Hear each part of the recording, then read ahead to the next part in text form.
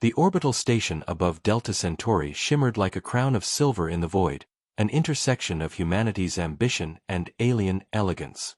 Humans had joined the Galactic Assembly only 5 years ago, still learning the intricacies of interstellar politics. And yet, in a twist of fate, or misfortune, Lieutenant Marcus Hale found himself stationed here, serving as cultural liaison to the most important delegation humanity had ever encountered. The Vayari. Tall, graceful, and otherworldly, the Vayari were among the Assembly's founding races. They moved with a poise that made even the most disciplined humans seem clumsy. Their language flowed like music, their technology shimmered like liquid glass, and their diplomats carried an aura of authority that demanded silence in their presence. And the one Marcus was assigned to shadow was unlike any other. Her name was Sayara Valorian, a high-ranking envoy of the Vayari diplomatic corps. She was taller than him by a head, with skin that shimmered faintly under station lights, as though tiny fragments of stars lived beneath her surface. Her eyes glowed faint violet, sharp, intelligent, and filled with a strange depth that unsettled him every time they met his own. Marcus had been warned, keep your distance. Watch your manners. One mistake could cost humanity its fragile alliance. And yet, the mistake came not from words, but from where his eyes fell. It was supposed to be a simple assignment, deliver translated datapads to the diplomat's private chamber. Nothing more. The corridor was empty, the station humming softly around him, lights glowing faint blue in their endless cycle of artificial night. He reached the door, tapped his wristcom for access, and it hissed open, far too easily. That was the first sign something was wrong. The Vayari were notoriously private, especially in their quarters. He expected at least a security lock, a guard, something. Instead, the door slid wide, revealing a room bathed in violet glow, crystalline walls reflecting strange, pulsating light. And there, Marcus froze. Sayara stood with her back to him, half turned toward a mirror of liquid glass. Her robes, those flowing ceremonial garments she always wore, were folded neatly on a crystalline chair. For the first time since he'd met her, she wasn't wrapped in layers of dignity and protocol. Her skin shimmered in delicate shades of blue and silver, bioluminescent veins pulsing softly like constellations under her flesh. The curves of her form were striking, alien yet hauntingly beautiful, outlined against the luminous walls. Marcus's breath caught in his throat. He should have turned away instantly. Should have shut the door, walked back into the hall, pretended nothing happened. But his human instincts betrayed him. His eyes lingered, just for a heartbeat too long. That was all it took. Her reflection in the mirror flickered. The violet eyes narrowed, then turned, not with panic, not with shame, but with calm precision. She saw him. And she did not cover herself. Instead, Sayara slowly pivoted, her movements fluid, deliberate, her gaze locking onto his as though pinning him in place. Marcus's throat tightened. His training screamed inside his head, apologize. Back away. You've just jeopardized humanity's standing in the assembly. But his legs refused to move. His mouth was dry. I'm sorry, I didn't mean to, he stammered, words tripping over themselves. Her expression remained unreadable. Alien. A faint tilt of her head, violet eyes unblinking. Humans, she said finally, her voice low, melodic, carrying that strange resonance that always unsettled him. So bound by shame. Marcus blinked. Shame. You stumbled into my chamber unbidden. Your eyes lingered where they should not. And yet it is you who trembles. Her steps were silent, but each one carried weight, like a predator closing the gap to its prey. The faint glow of her skin reflected in his wide eyes. He swallowed hard. I shouldn't be here. I'll go. But she cut him off, not with words, by reaching out.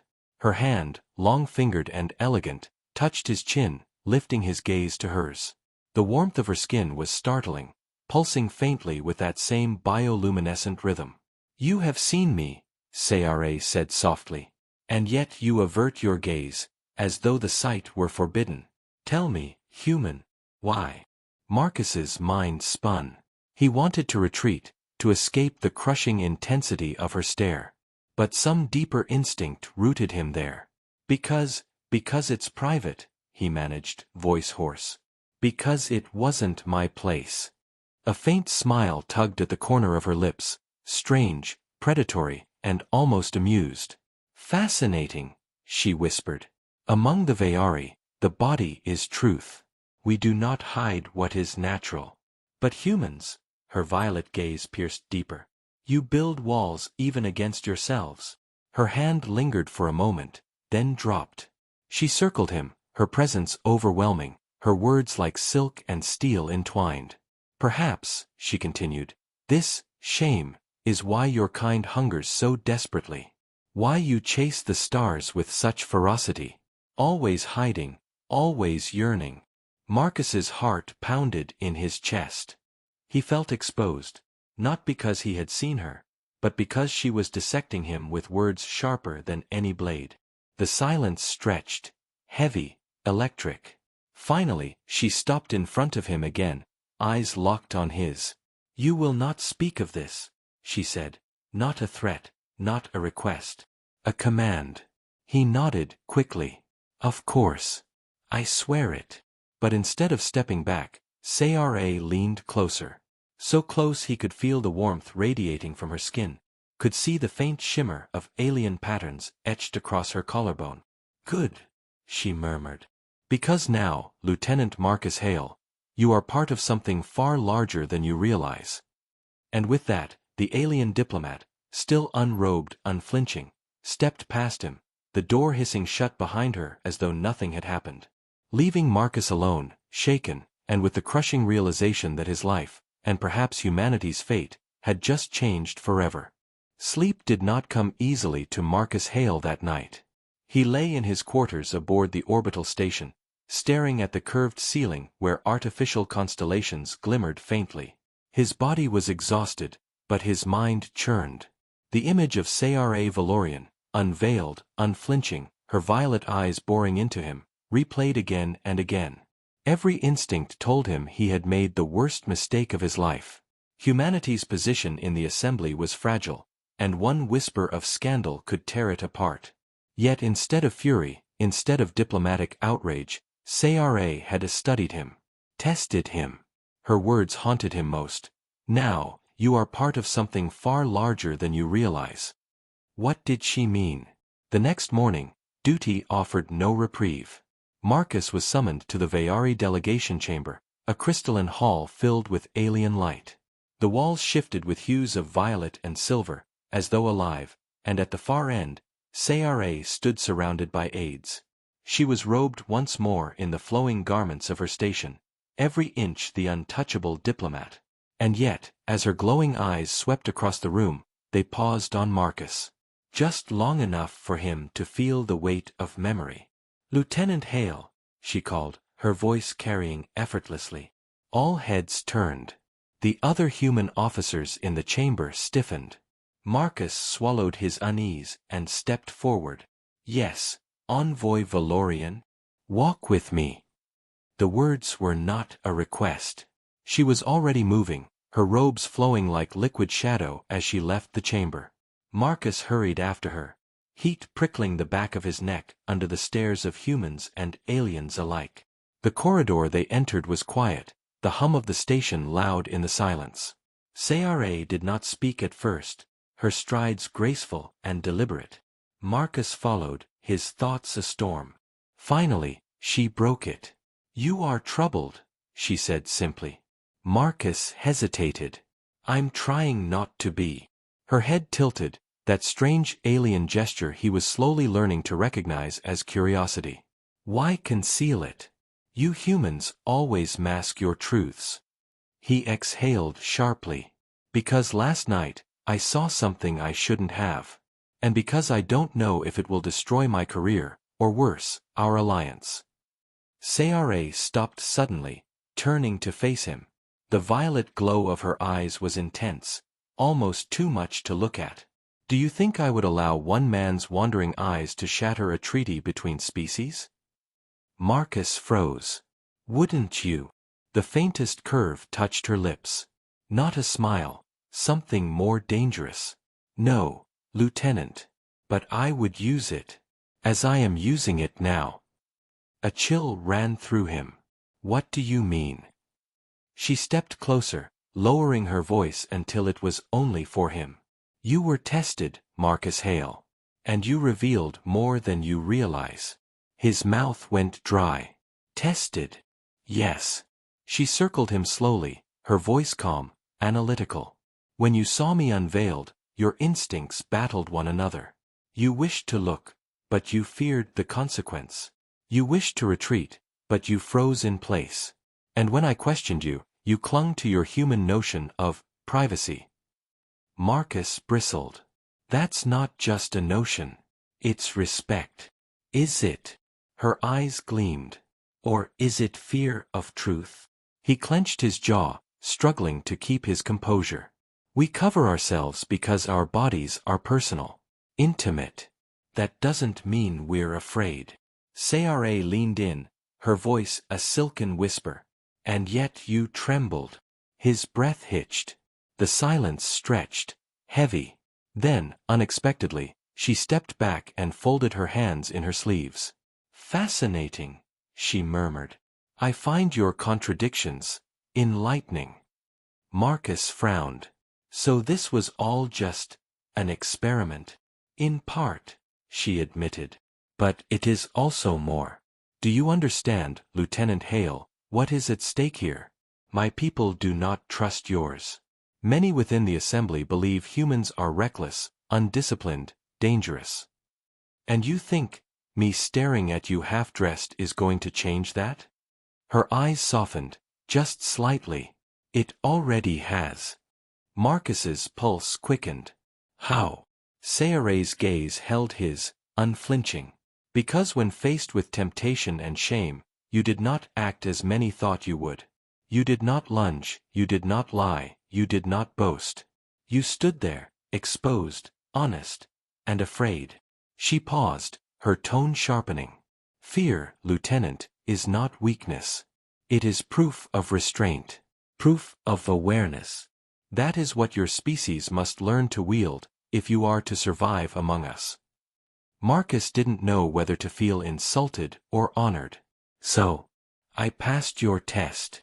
Another faint smile, unreadable. You survived it. Before he could respond, a chime sounded from the diplomat's wristband, a crystalline device that pulsed with alien light. Sarah's expression hardened. Come, she said sharply, striding down the corridor with sudden urgency. Marcus hurried after her. What's happening? A message from the Assembly Council, she replied without looking back. There are whispers. Someone has spread rumor of impropriety between us.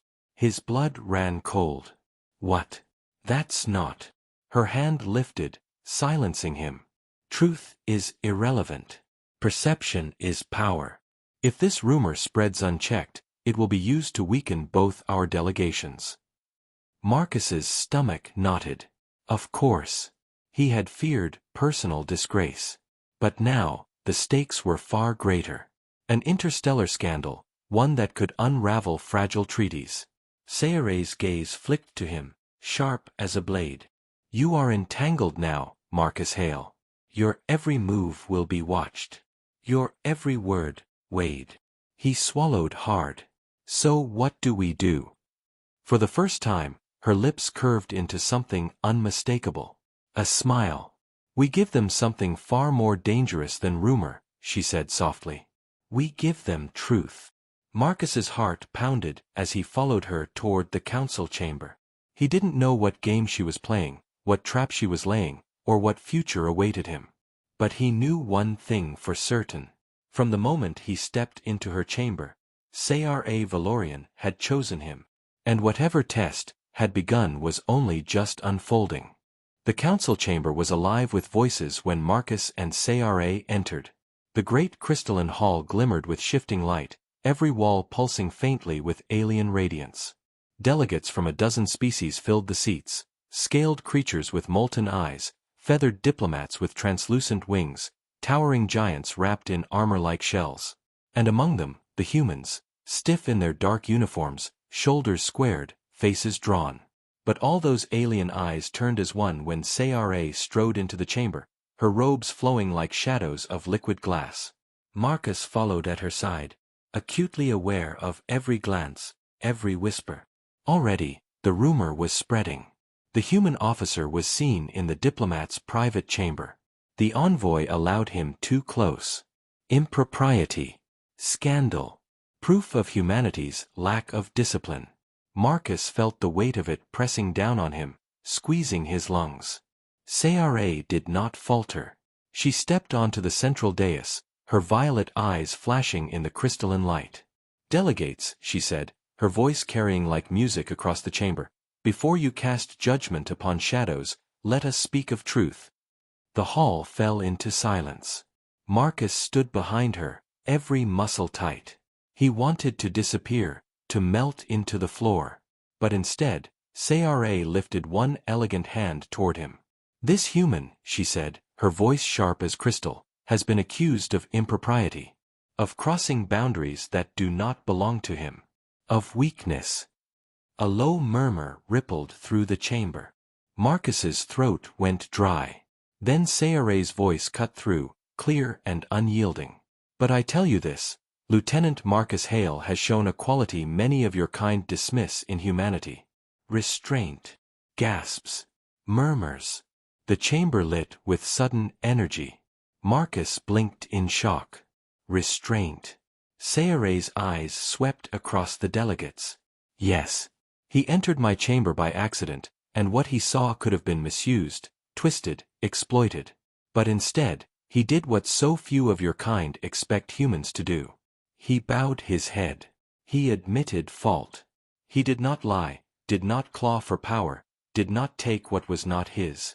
Her gaze fell on him briefly, searing, before returning to the chamber. "That, honored delegates, is the truth.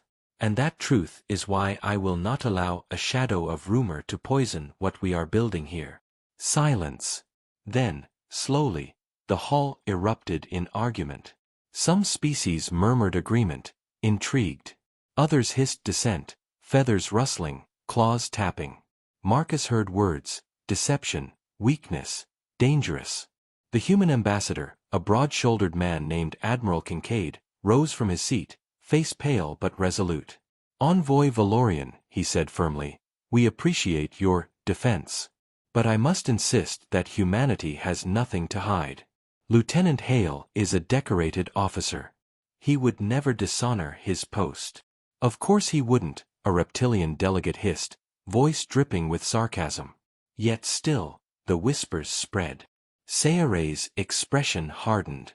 "Because some of you wish them to spread." The chamber fell silent again. Her words struck like knives. Marcus could feel the storm building. And in that moment, he realized something terrifying. Sarah had tied his fate directly to hers. If he fell, she would fall. If she fell, the treaty would collapse. And if the treaty collapsed, humanity would stand alone against the galaxy. Hours later, when the session adjourned in chaos, Marcus followed Sarah back to her private chamber. His chest still ached with the weight of so many eyes on him. As the doors closed behind them, he finally exhaled. "You put me on display out there." "Yes." She poured herself a glass of shimmering liquid, the crystalline vessel glowing faintly in her hands. "And they listened. They also whispered that I was reckless, undisciplined. They will whisper no matter what." She cut him off. "Better to control the narrative than to run from it." Marcus's frustration boiled over. "Control it. You made me the symbol of restraint. What happens when I make a mistake?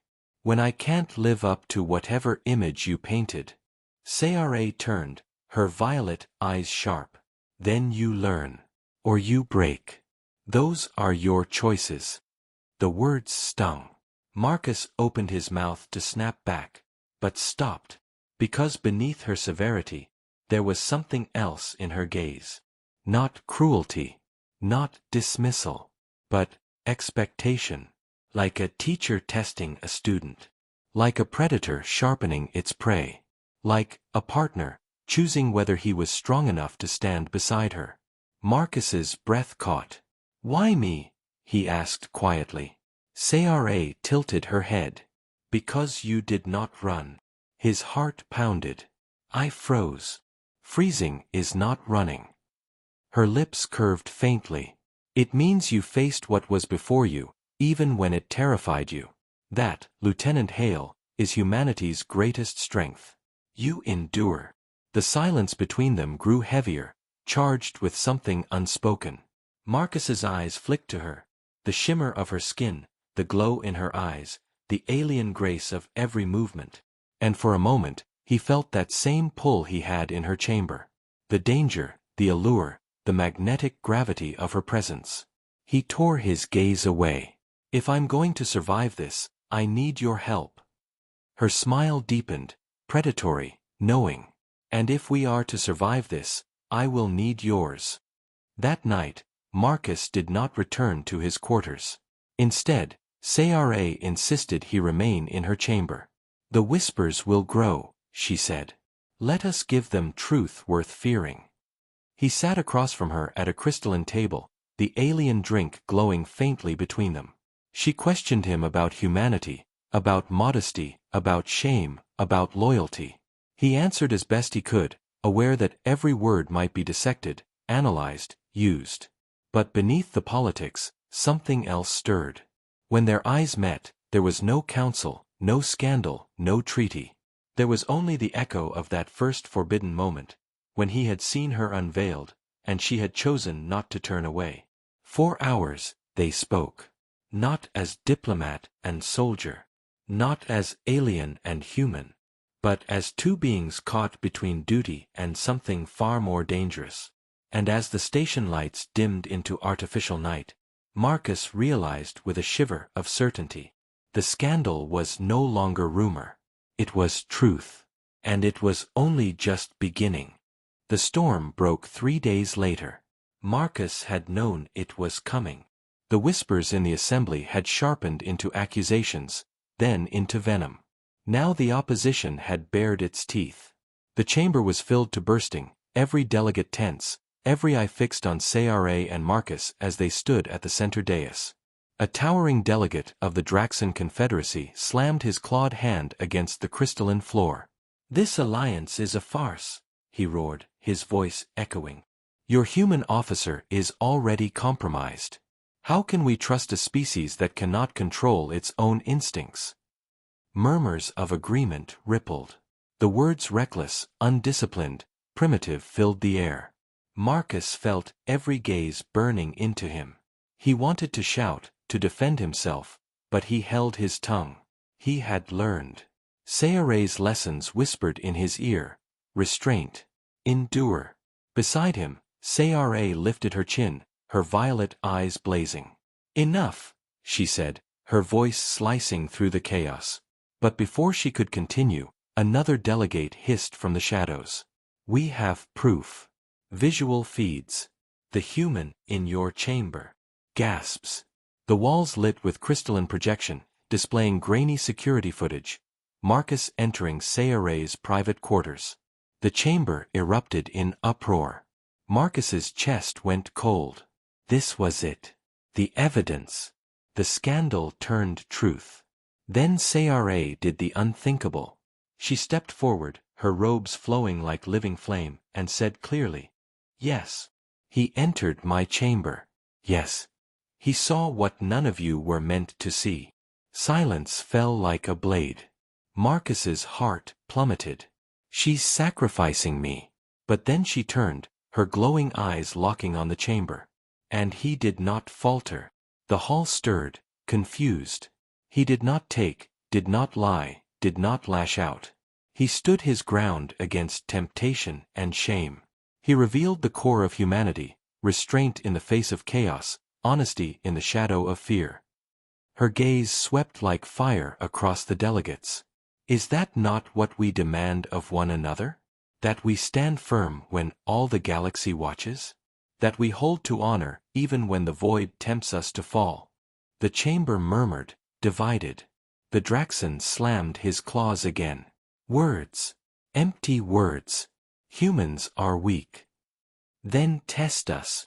Marcus's voice shocked even himself. It rang across the hall, cutting the uproar short. I snapped to him. His pulse thundered, but he held his ground. You say humanity is reckless? Undisciplined? Prove it. Put me to trial. Any trial you demand. If I fail, exile me. Exile humanity. But if I succeed, then you will see that restraint is not weakness. It is strength. A ripple of shock swept the chamber.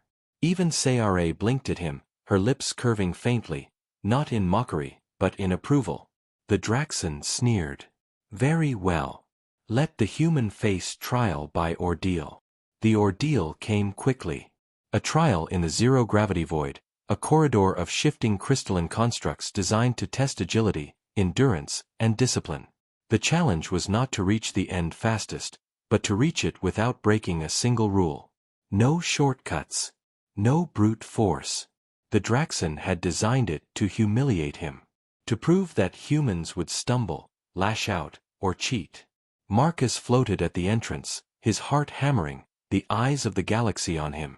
Sayare's voice whispered in his ear through the comlink, endure. Restraint. They expect you to fall.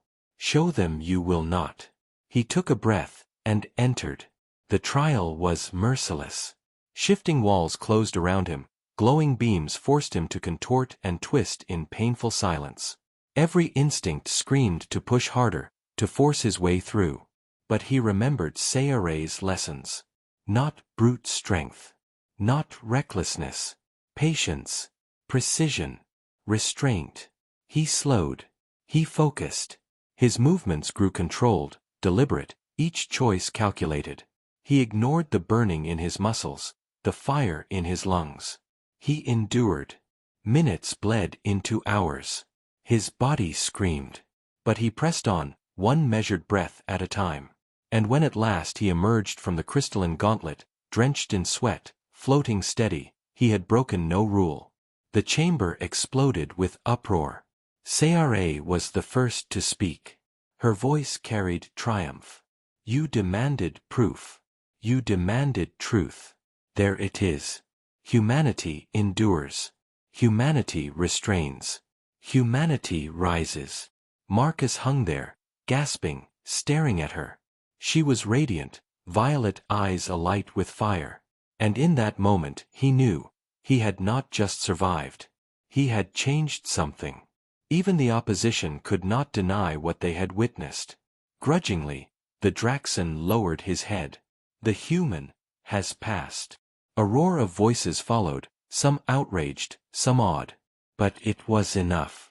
Humanity would not be cast out. The treaty would hold. Later, when the chamber had emptied and the storm had quieted, Marcus found himself once more in Sayare's private quarters. He stood there, aching, exhausted, but alive. You used me, he said quietly. Yes, Sayare replied without hesitation. You risked me. Yes. He studied her, anger flickering, then fading. Why? Her violet gaze softened. She stepped closer, her voice low, almost a whisper. Because humanity needed more than words.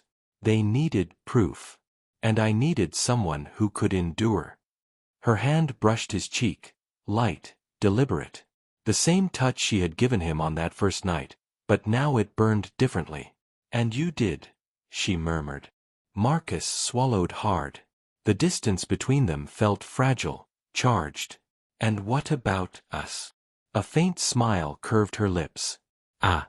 The human question. She leaned closer, her skin shimmering faintly in the dim light. Perhaps, Marcus Hale. We will discover the answer together. Her words lingered, dangerous and intoxicating. And for the first time since he had stepped into her chamber, Marcus did not feel shame. He felt possibility. The stars outside the station burned brighter than ever. And as humanity's fragile place in the assembly steadied, Marcus realized with a fierce certainty. This was not the end of his ordeal. It was only the beginning.